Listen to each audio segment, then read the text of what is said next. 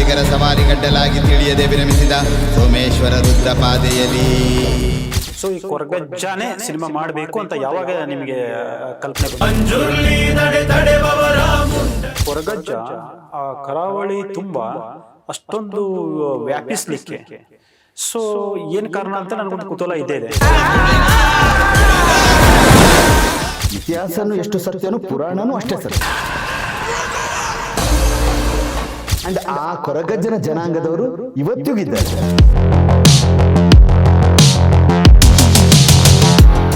ಈ ಮೂವಿನ ನೀವು ಇಷ್ಟಪಡ್ತಿರೋ ಇಲ್ಲವೋ ಗೊತ್ತಿಲ್ಲ, ಬಟ್ ಪ್ರತಿಯೊಬ್ಬರು ಕೂಡ ಕಾಂತಾರ ಜೊತೆ ಕಂಪೇರ್ ಮಾಡೇ ಮಾಡ್ತಾರೆ.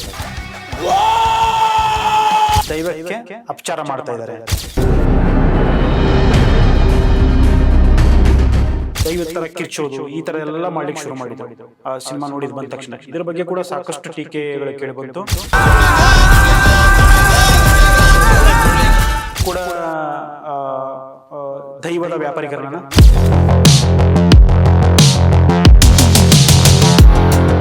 ಸುಧೀರ್ ಅವರು ಎದುರಿಸಿದಂತ ಅತ್ಯಂತ ದೊಡ್ಡ ಸವಾಲು, ಚಾಲೆಂಜ್.